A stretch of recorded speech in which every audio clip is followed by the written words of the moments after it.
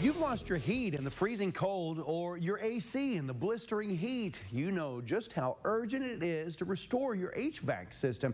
But what exactly does that process look like?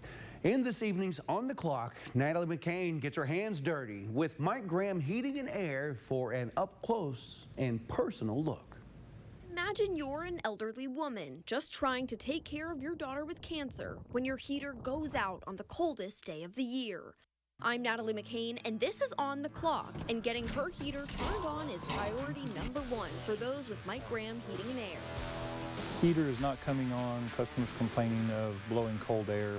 When we show up, we find out that a control board has gone out and needs to be replaced. For lead technician Tony Russell, work like this tugs on his heartstrings. The elderly are the ones that get to me the worst, the ones that I really have a hard time saying no to. Even in the most physically demanding of cases. It's not uncommon for me to be carrying around 150 pounds in excess.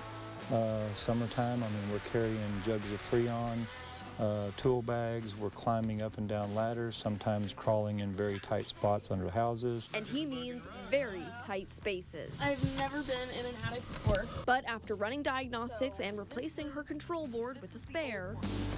Second gas valve.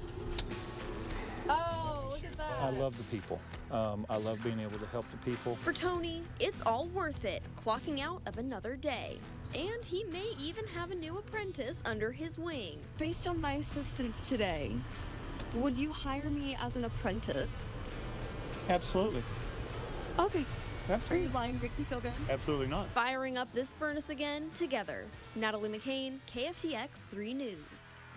Tony says his favorite part of the job is seeing the relief on clients' faces after their HVAC system is back up and running.